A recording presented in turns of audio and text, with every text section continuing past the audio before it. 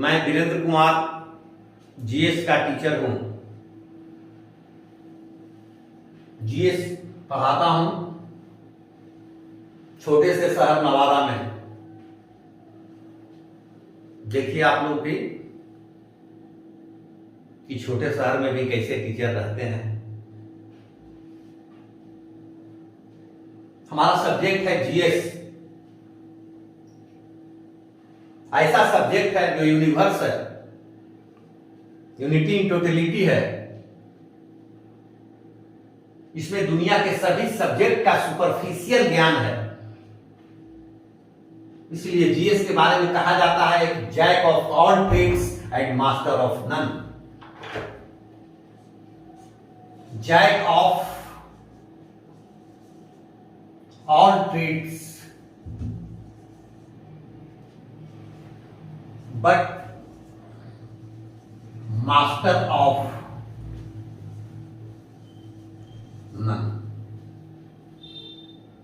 सभी ट्रेड का जैक लेकिन किसी का मास्टर नहीं। हर एक सब्जेक्ट का ज्ञान होना चाहिए लेकिन किसी भी सब्जेक्ट के पूर्ण ज्ञान की इसमें जरूरत नहीं है। उसी का नाम है GS. Jack of all trades and master but master of none. सभी ट्रेड्स का जैक लेकिन किसी का मास्टर नहीं। उर्दू में इसे कहते हैं जिसे हरफन मौला, वही है जीएस। इसके 3 पेपर हो जाते हैं, जीएस, जीए और जीके। सिविल सर्विसेज में जो पेपर है उसे जीएस कहा जाता है, जनरल स्टडीज। बैंकिंग में जो पेपर आते हैं उसको कहा जाता है जीए, जनरल अवेयरनेस। और क्लरिकल इम्तिहान में जो पेपर आते हैं उसका नाम है जीके, मतलब जनरल नॉलेज। मैं आप लोगों को जीएस पढ़ाऊंगा, जनरल स्टडीज। इसलिए कि यूनिटी इन टोटलिटी है। यदि आप जीएस पढ़ते हैं तो उसमें जीए भी है और जीके भी है। यदि जीके आप पढ़ते हैं तो अलग से आपको जीए और जीके पढ़ने की जरूरत नहीं होगी। अब इसका उपयोग आप जहां कीजिए, सिविल सर्विसेज में कीजिए, बैंकिंग में कीजिए, क्लरिकल इम्तिहान में कीजिए, सीटेट में कीजिए, नेट में कीजिए, स्टेट सिविल सर्विसेज में कीजिए। जहां उपयोग है वहां कीजिए। उसी तरह से जैसे चाकू है आपके पास, अब उसका इस्तेमाल आप जहां कीजिए। तो जैक ऑफ ऑल ट्रेड्स का अर्थ ही हुआ कि हर एक दुनिया के हर एक विषय का ज्ञान होना चाहिए। किसी भी विषय का इसमें मास्टर होने की जरूरत नहीं है। हर एक विषय का ज्ञान होने की जरूरत है। उसी को जीएस कहा जाता है। जीएस के विषय में इसे कहा जाता है कि ये ब्रह्मांड है, यूनिवर्स है जो अनंत है। उसी तरह से जीएस भी, इसका कोई और छोर नहीं है, ये भी अनंत है। लेकिन एग्जाम में प्रीवियस ईयर में 10 साल 20 साल से पूछे गए सवालों का नेचर देखकर आप में इंस्टिंक्ट पैदा होगा, प्रवृत्ति पैदा होगी कि किस सब्जेक्ट के किस टॉपिक से किस तरह के सवाल आ रहे हैं। मैं भी उसी पर फोकस करूंगा, आपको इसमें भी टेक्निकल बनाऊंगा। क्योंकि दुनिया में जितनी चीजें पढ़ने का है, किसी के बस की बात नहीं है कि हर सब्जेक्ट के इंपॉर्टेंट चीज को हर स्टूडेंट पढ़कर ग्रैब कर जाए। क्योंकि मानव की क्षमताएं सीमित होती है। उस सीमित क्षमता में उसे हर चीज करना है। इसलिए आपको भी यहां जीएस पढ़ना है, टेक्निकल होकर, तकनीकी होकर। विशेषज्ञ की इसमें जरूरत नहीं है।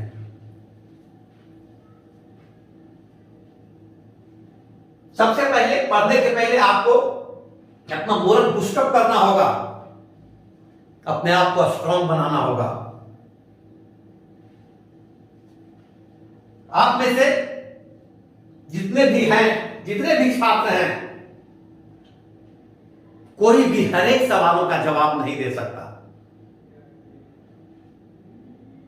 लेकिन आप सभी में सभी कुछ न कुछ जानते जरूर हैं।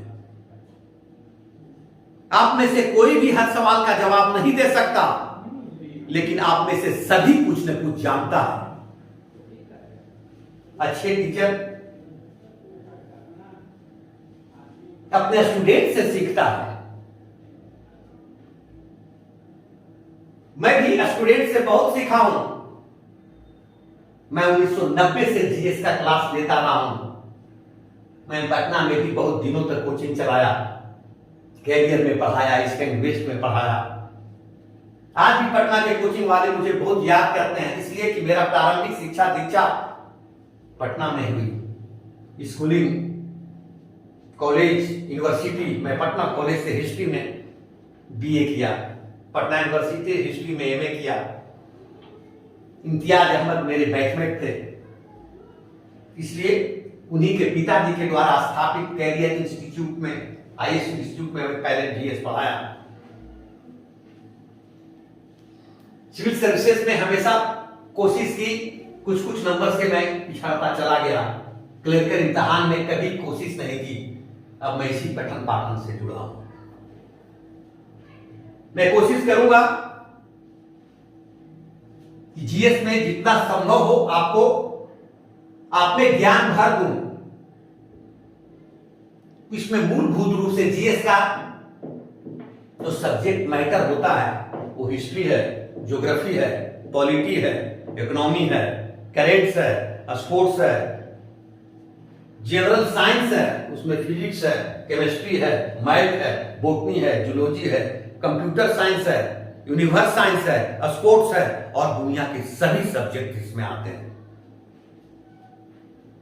लेकिन बेसिक रूप से हम जो आपको पढ़ाएंगे उसमें पहला हिस्ट्री होगा, दूसरा ज्योग्राफी होगा, तीसरा इंडियन पॉलिटी होगा।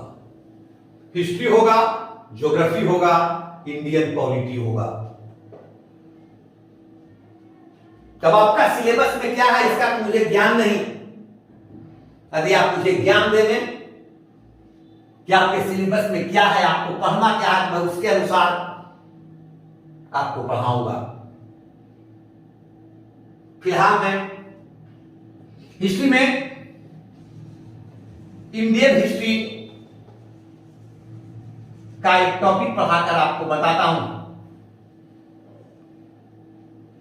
वैसे तो हिस्ट्री के दो पेपर होते हैं, वर्ल्ड हिस्ट्री, इंडियन हिस्ट्री। फिर इंडियन हिस्ट्री के भी 3 पार्ट होते हैं, एंशिएंट, मिडिएवल और मॉडर्न। मॉडर्न हिस्ट्री के भी 2 पार्ट हो जाते हैं। मॉडर्न से एक बनता है फ्रीडम स्ट्रगल। 1760 से लेकर 1857 तक मॉडर्न हिस्ट्री का पहला पार्ट है, और मॉडर्न हिस्ट्री का दूसरा पार्ट, लेटर पार्ट क्या कहलाता है? Freedom struggle. फ्रीडम स्ट्रगल कहलाता है। तो हिस्ट्री में जो प्रतियोगिता परीक्षा में सवाल पूछे जाते हैं, सबसे अधिक प्रश्न फ्रीडम स्ट्रगल से आते हैं। भारत की स्वतंत्रता आंदोलन के इतिहास से आते हैं। इसी फ्रीडम स्ट्रगल का मैं एक टॉपिक आपको बता रहा हूं, ध्यान देंगे आप।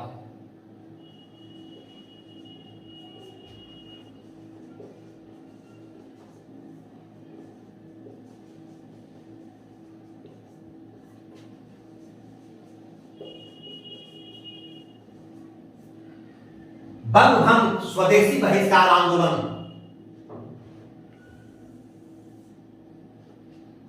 जो 1905 से 1908 तक चला। बंगभंग स्वदेशी बहिष्कार आंदोलन जो 1905 से 1908 तक चला, फ्रीडम स्ट्रगल का एक अहम टॉपिक है, अहम अध्याय, चैप्टर है।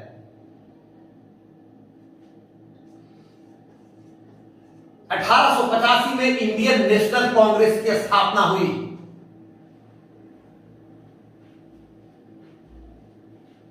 इसमें 2 अंग्रेज, एक एलन ऑक्टेवियन ह्यूम और दूसरा, भारत के तत्कालीन गवर्नर जनरल लॉर्ड डफरिन की महत्वपूर्ण भूमिका रही। इन दोनों के ही सहयोग से 1885 में इंडियन नेशनल कांग्रेस की स्थापना की गई।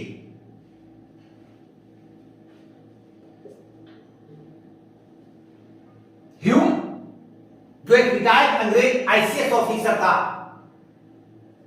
और लॉर्ड डफरिन, जो तत्कालीन भारत का वाइसराय कम गवर्नर जनरल था, इन दोनों ने कांग्रेस की स्थापना करवाई। इसके पीछे इनका उद्देश्य था कि पढ़े लिखे बुद्धिजीवी भारतीयों में पनप रही असंतोष की भावना को सुरक्षा पूर्वक हम बाहर निकाल दें, ताकि भारत में 1857 जैसे विद्रोह की पुनरावृत्ति न हो। डफरिन और ह्यूम दोनों ने यह सोचकर अखिल भारतीय स्तर की पहली राजनीतिक पार्टी इंडियन नेशनल कांग्रेस की स्थापना करवाई, ताकि इंडियन नेशनल कांग्रेस का इस्तेमाल हम सेफ्टी वाल्व के रूप में कर सकें। किस रूप में कर सकें? सेफ्टी वाल्व के रूप में कर सकें, सुरक्षा नली के रूप में कर सकें, सेफ्टी वाल्व के रूप में कर सकें, ताकि असंतुष्ट भारतवासियों में उबल रही असंतोष की भावना कांग्रेस रूपी नली से बाहर निकल जाए और ब्रिटिश राज के विरुद्ध भारत में विद्रोह होने से बच जाए। तो प्रखर भारत के राष्ट्रवादियों ने अंग्रेजों को जवाब दिया कि अंग्रेज अभी ये समझते हैं कि हमने कांग्रेस की स्थापना करवाई है, इसका इस्तेमाल सेफ्टी वाल्व के रूप में करेंगे, तो हम भारतवासियों ने ह्यूम और डफरिन का सहयोग इसलिए लिया है ताकि कांग्रेस रूपी हमारी महल पर अंग्रेजों की कुदृष्टि और बिजली नहीं गिरी। इसलिए कांग्रेस रूपी अपने महल को बचाने के लिए हम लोगों ने लॉर्ड और ह्यूम और डफरिन का उपयोग किस रूप में? तड़ित चालक के रूप में किया है। जिस तरह से तड़ित चालक बड़ी बड़ी इमारतों पर बिजली गिरने से इमारत को बचा लेती है, ठीक उसी तरह से ह्यूम और डफरिन हमारे कांग्रेस रूपी महल के लिए तड़ित चालक हैं। इन्हें सामने हम लोग लाए हैं ताकि अंग्रेजों की कुदृष्टि कांग्रेस पर नहीं पड़े। अंग्रेज सोचेंगे कि कांग्रेस की स्थापना तो ह्यूम और डफरिन के सहयोग से हुआ, इसलिए हमारा ये भारत में कुछ नहीं बिगाड़ेगा। इसलिए अंग्रेजों की कुदृष्टि कांग्रेस पर नहीं पड़ेगी, और पड़ेगी भी तो ह्यूम रूपी तड़ित चालक के द्वारा वो धरती में समा जाएगी और हमारा कांग्रेस नष्ट होने से क्या है? बच जाएगा। ये दोनों सिद्धांत घूंकी के रूप में भारत के छात्रों को पिलाया गया है, लेकिन वास्तविकता और सच्चाई यह है कि कांग्रेस की स्थापना भारत में बढ़ रहे राष्ट्रवाद की भावना का परिचायक था।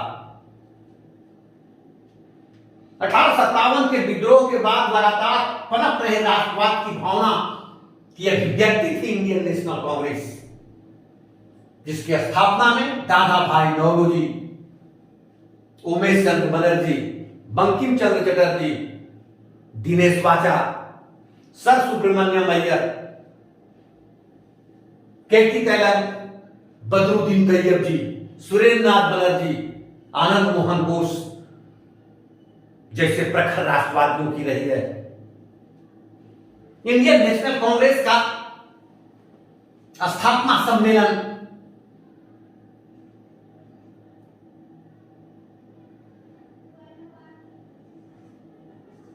28 दिसंबर 1885 ईस्वी को मुंबई के गोकुलदास तेजपाल संस्कृत महाविद्यालय में हुआ।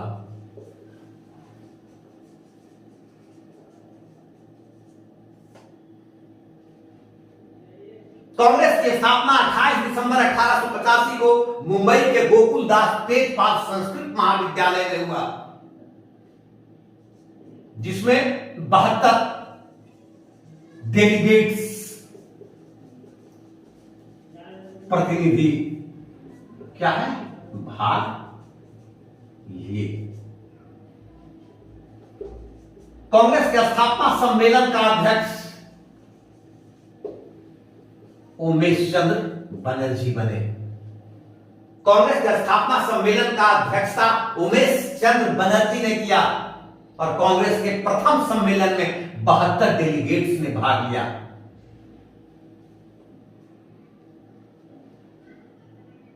तो कांग्रेस ने अपने अपने स्थापना सम्मेलन में निर्णय लिया कि प्रत्येक वर्ष दिसंबर के आखिरी सप्ताह में बड़े दिन की छुट्टियों में कांग्रेस अपना वार्षिक सम्मेलन करेगा,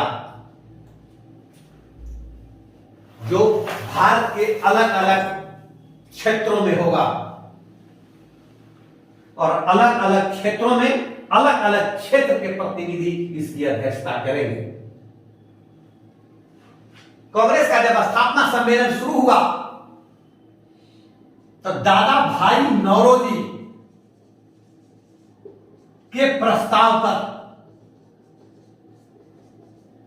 अखिल भारतीय स्तर की पहली पार्टी का नाम इंडियन नेशनल कांग्रेस क्या है रखा गया। बराबर देखिए प्रश्न पूछे जाते हैं आपसे कि अखिल भारतीय स्तर की पहली राजनीतिक पार्टी इंडियन नेशनल कांग्रेस जो बनी वो किस नेता का दिया गया प्रस्ताव था? दादा भाई नौरोजी का, कि अखिल भारतीय स्तर की पहली राजनीतिक पार्टी का नाम इंडियन नेशनल कांग्रेस होना चाहिए। कांग्रेस अपने आप में बहुत बड़ा प्रश्न है। कांग्रेस सब दादा भाई नौरोजी ने कहां से लिया है? संयुक्त राज्य अमेरिका से लिया है। संयुक्त राज्य अमेरिका में कांग्रेस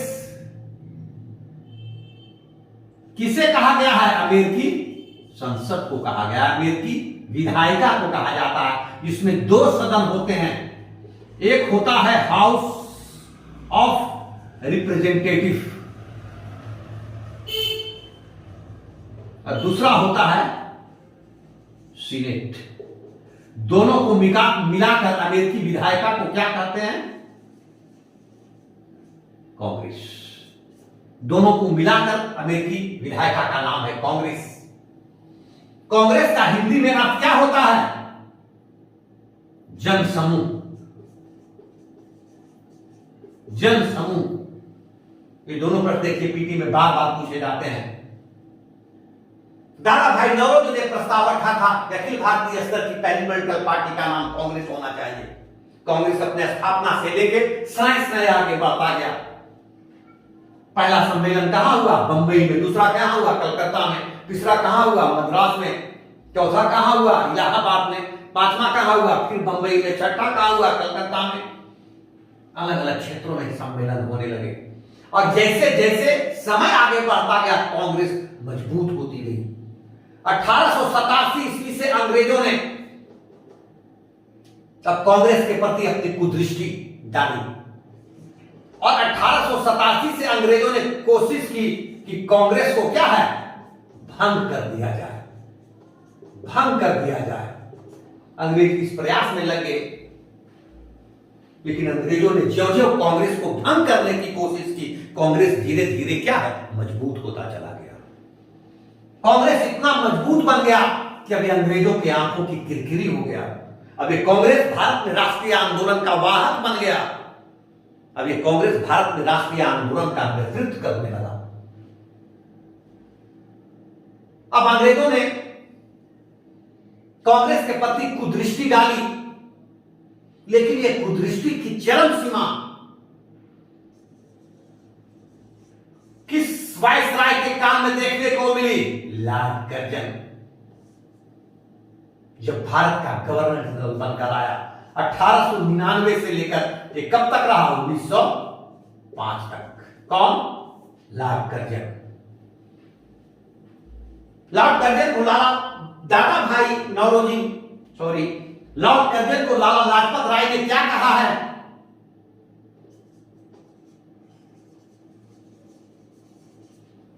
ये भारत में अंग्रेजी साम्राज्य के लिए औरंगजेब साबित हुआ। लॉर्ड कर्जन किसने कहा? लाला लाजपत राय ने कहा है।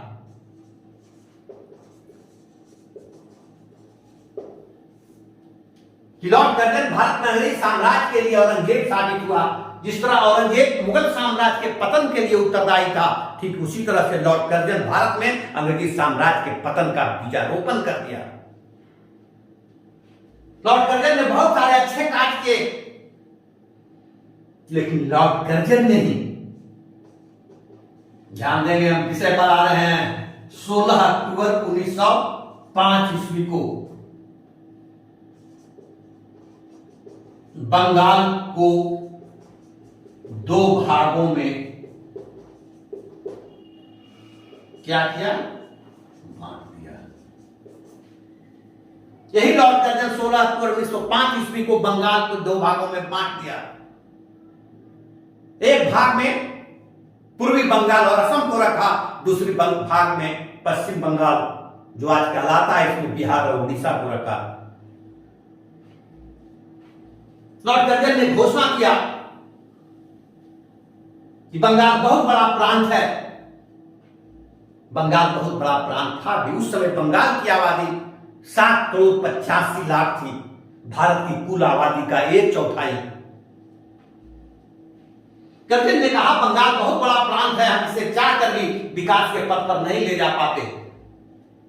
अब बंगाल को विकसित करना चाहते हैं, इसलिए इसे हम 2 भागों में बांट दिया। कर्जन ने इस बात का प्रचार और प्रसार किया, लेकिन कर्जन का मूल उद्देश्य क्या था? बंगाल विभाजन का निहित स्वार्थ क्या था कर्जन का? राजनीतिक। हम अभी आपको बताया कि जैसे जैसे कांग्रेस आगे बढ़ा, अंग्रेजों की आंखों का किरकिरी बन गया। अब अंग्रेज चाह रहे हैं कि कांग्रेस को नष्ट करें, भारत में बढ़ रहे राष्ट्रवाद की भावना की धारा को हम रोक दें, इसे कुंद करें। कर्जन ने कहा कि बंगाल देशद्रोह का कारखाना है, राजद्रोह का कारखाना है। भारत में अंग्रेजी साम्राज्य पर जितने हमले होते हैं, सबकी योजनाएं बंगाल में बनती है। कांग्रेस राष्ट्रीय आंदोलन की वाहक है, तो बंगाल राजद्रोह का कारखाना है। ब्रिटिश राज पर जितने हमले होते हैं, सबका षड्यंत्र बंगाल में बनता है। यदि बंगाल को हम धर्म के आधार पर 2 भागों में बांट दें, तो बंगाल के लोग आपस में ही लड़ने लगेंगे। इस तरह राष्ट्रवाद की भावना जो बंगाल में बढ़ रही है, वो सीमित हो जाएगी। तो निहित स्वार्थ इसका था बंगाल में बढ़ रहे राष्ट्रवाद की भावना और गढ़ को समाप्त करना। इसीलिए कर्जन बंगाल को बांटा था। पूर्वी बंगाल में मुसलमानों की आबादी को अधिक रखा, शेष बंगाल में हिंदुओं की आबादी को। कर्जन का उद्देश्य था कि हिंदू को मुसलमानों से हम भिड़ा देंगे, सांप्रदायिक दंगा करवा देंगे। इसीलिए उन्होंने बंगाल को 2 भागों में बांट दिया।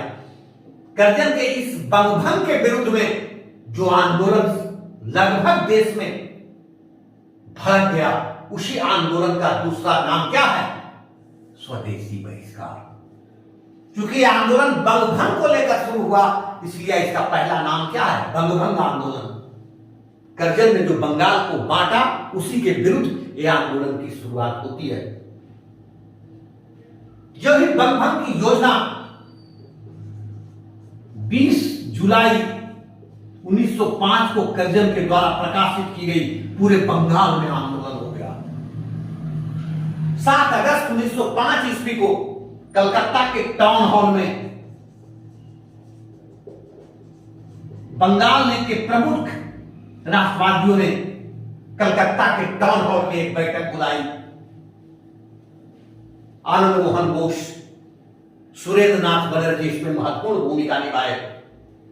इसी 7 अगस्त 1905 ईस्वी को कलकत्ता के टाउन हॉल में निर्णय लिया गया कि करजन के बंगभंग के विरुद्ध हम लोग जो आंदोलन चलाएंगे उस आंदोलन का नाम क्या होगा?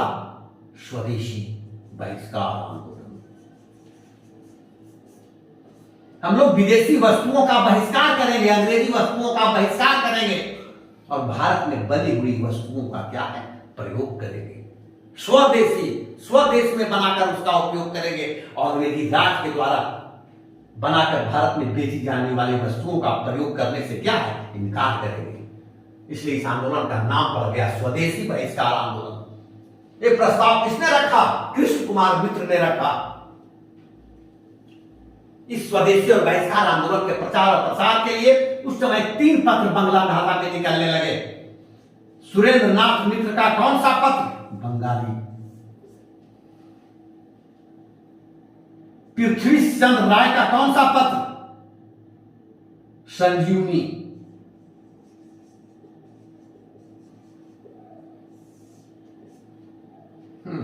और कृष्ण कुमार मित्र का कौन सा पत्र? हितवादी। देखिए तीनों प्रश्न महत्वपूर्ण होगा। इसके संपादक कौन थे? सुरेंद्र नाथ बनर्जी। इसके संपादक कौन थे? पृथ्वी चंद्र राय। इसके पत्र संपादक कौन थे? कृष्ण कुमार मित्र। यह आंदोलन पूरे देश बंगाल में चलने लगा। विदेशी वस्तुओं का बहिष्कार, विदेशी वस्त्र का बहिष्कार, विदेशी हर सामान का बहिष्कार, चीनी का बहिष्कार, वस्त्र का बहिष्कार, दवाओं का बहिष्कार, दिया सलाई का बहिष्कार, साबुन का बहिष्कार और उसके जगह पर स्वदेशी का प्रयोग। क्योंकि इस आंदोलन के 2 स्वरूप हो गए। एक स्वरूप क्या था? निगेटिव और दूसरा क्या था? पॉजिटिव। यहां मना किया गया और यहां क्या है? करने को कहा गया। मना क्या किया गया? विदेशी वस्तुओं का प्रयोग मत करो, भारत में बनी हुई वस्तुओं का प्रयोग करो। तो विदेशी वस्तुओं का प्रयोग नहीं करो, इस आंदोलन का नेचर निगेटिव हो गया। और स्वदेशी का प्रयोग करो, इसका नेचर क्या है? पॉजिटिव हो गया। अब यह आंदोलन जोर शोर से चलने लगा। इस आंदोलन के दरमियान कांग्रेस के अंदर 2 फैक्शन बन गए, 2 गुट बन गया। एक गरम दल और दूसरा नरम दल। गरम दल के नेता कांग्रेस के अंदर कौन? गरम दल वालों का सोच था कि पूरे देश में आंदोलन को भड़का देंगे। नरम दल वालों का कहना था कि नहीं, बंगभंग का संबंध बंगाल तक सीमित है, इसलिए इस आंदोलन को हम लोग बंगाल तक सीमित रखेंगे। दूसरा गरम दल वालों का कहना था कि हम विदेशी वस्तुओं का ही सिर्फ बहिष्कार नहीं करेंगे, हम पूर्ण बहिष्कार करेंगे। अंग्रेजी राज के द्वारा संपोषित स्कूल कॉलेज का भी बहिष्कार, कोर्ट कचहरी का भी बहिष्कार, सरकारी नौकरी का बहिष्कार, यहां तक कि उपाधियों का भी बहिष्कार करेंगे। नरम दल वालों का कहना था कि नहीं, हम सिर्फ विदेशी वस्तुओं का बहिष्कार करेंगे, जिसको लेकर कांग्रेस के अंदर 2 गुट बन गए, गरम दल और नरम दल। लेकिन यहां पर 1906 में कांग्रेस का वार्षिक अधिवेशन कहां हुआ? कलकत्ता, जहां पर आकर लगा कि कांग्रेस अब यहां 2 भागों में टूट जाएगी। लेकिन बहुत समझदारी से काम लिया गरम दल वालों ने। नरम दल वालों ने क्या किया कि दादा भाई नौरोजी को कांग्रेस का अध्यक्षता दे दिया। दादा भाई नौरोजी वैसे तो नरम दल के नेता थे, लेकिन इनका स्वागत सभी लोग करते थे। लोगों ने, गरम दल वालों ने इसे स्वीकार कर लिया। लेकिन गरम दल वाले दबाव डालते रहे कि इस प्रस्ताव को पारित किया जाए कि आंदोलन पूरे देश में फैलेगा, तो हम लोग अंग्रेजी राज का पूर्ण बहिष्कार करेंगे। लेकिन नरमपंथी इसके लिए तैयार नहीं हुए। किसी तरह से मान मनोवर हुआ और कांग्रेस टूटने से बच गया। लेकिन दोनों गटों में संघर्ष चलता रहा। तिलक ने इस आंदोलन का प्रचार और प्रसार कहां किया? पूरे महाराष्ट्र और पुणे में। लाला लाजपत राय ने इस आंदोलन का नेतृत्व कहां संभाला? पूरे पंजाब और पश्चिमी उत्तर प्रदेश में। हैदर राजा ने इस आंदोलन का नेतृत्व कहां संभाला? दिल्ली में। मद्रास में इस आंदोलन का नेतृत्व किसने संभाला? चिदम्बरम पिल्लई ने। आंध्र प्रदेश में इस आंदोलन का नेतृत्व किसने संभाला? हरि सर्वोत्तम राव ने। इस तरह यह आंदोलन पूरे देश में भड़क गया। गरम दल वाले बिल्कुल साइड पकड़ लिया, आंदोलन का नेतृत्व गरम दल वालों के हाथ में आ गया। नरम दल वाले बिल्कुल साइड हो गए। 1906 तक आते आते बिल्कुल गरम दल और नरम दल विद्रोह की मुद्रा में आ गए। देखिए 1907 ईस्वी में कांग्रेस का वार्षिक अधिवेशन सूरत में हुआ, जहां पर कांग्रेस स्पष्ट दो भागों में क्या है? दो भागों में बंट गया। गरम दल और नरम दल। कांग्रेस यहां दो भागों में बंट जाता है। स्वदेशी और बहिष्कार आंदोलन का नेतृत्व करने वाले गरम दल नरम दल के प्रस्ताव को मानने के लिए स्वीकार नहीं हुए। सूरत में कांग्रेस की अध्यक्षता नरम दल वाले अपने व्यक्ति को बना दिया, जिसका नाम था आनंद मोहन घोष। गरम दल वाले स्वीकार नहीं हुए। मंच पर एक जूता चप्पल चल गया। स्पष्ट कांग्रेस दो भागों में बंट गया। अंग्रेजों को मौका मिल गया। अब अंग्रेज सरकार गरम दल वालों के विरोध में नरम दल वालों को अपने पक्ष में मिला लिया और आंदोलन पर क्या है? अंग्रेजी सरकार दमन चक्र चलाने लगी। अंग्रेजों का दमन चक्र चलने लगा आंदोलन के ऊपर। बाल गंगाधर तिलक को 6 वर्ष सजा देकर म्यांमार का कहां? मांडले जेल भेज दिया। तिलक 1908 ईस्वी में मांडले जेल चले गए।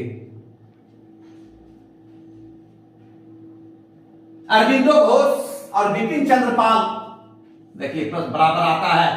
अरविंदो घोष और बिपिन चंद्र पाल ये दोनों सक्रिय राजनीति से मुख मोड़कर क्या है? संन्यास मार्ग को अपना लिए दोनों, है ना? बिपिन चंद्र पाल और अरविंदो घोष। लाला लाजपत राय ये दोनों भागकर कहां? यूरोप चले गए। बाकी बंगाल के 9 नेताओं को गिरफ्तार कर अंग्रेजी सरकार ने क्या है? जेल में डाल दिया। इस तरह 1908 के मध्य तक आते आते यह आंदोलन बिल्कुल क्या है? मृत प्राय हो गया। यह आंदोलन समाप्त हो गया, क्योंकि आंदोलन के नेतृत्व करने वाले सभी नेता या तो सक्रिय राजनीति से मुंह मोड़ दिए, या उन्हें जेल में डाल दिया गया, या निर्वासित जीवन व्यतीत करने के लिए विदेश भाग गए, या जो कुछ बचा वो भूमिगत हो गए।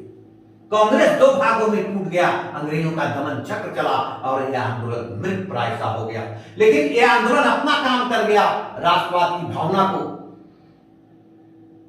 काफी हद तक प्रचारित और प्रसारित कर गया। लेकिन यह आंदोलन का सबसे बड़ा दुष्प्रभाव यह हुआ, यहां पर आकर हमारे देश का युवा वर्ग दिग्भ्रमित हो गया। अब युवा वर्ग जो अभी अभी कांग्रेस में जुटा था, पढ़ाई लिखाई को छोड़कर राष्ट्रीय आंदोलन में शरीक हुआ था, अब वो करें तो क्या करें? यहीं से राष्ट्रीय आंदोलन में भारत के युवा वर्ग एक अलग मार्ग और रास्ता अपना लिया। वो मार्ग और रास्ता क्या था? क्रांतिकारी मार्ग को अपना लिया। यहीं से भारत के राष्ट्रीय आंदोलन में भारत के युवा वर्ग बम और पिस्तौल की राजनीति को शुरू कर दिया। कि अब अंग्रेज भारत से यूं ही नहीं जाएंगे, हम लोग अब बदनाम अंग्रेज अधिकारियों की हत्या करेंगे। उन्हें मारेंगे, वो डर से भारत छोड़कर चला जाएगा। वीर भगत सिंह, चंद्रशेखर आजाद, राम प्रसाद बिस्मिल, सुखदेव, राजगुरु, खुदीराम बोस, प्रफुल्ल चाकी जैसे क्रांतिकारी युवा वर्ग अब इस आंदोलन में है ना बम और पिस्तौल की राजनीति शुरू करते हैं। इस तरह 1908 तक आते आते भारत में राष्ट्रीय आंदोलन के एक युग का अंत हुआ, तो दूसरे युग की क्या है शुरुआत होती है। आज का क्लास हमने यहीं पर समाप्त कर दिया।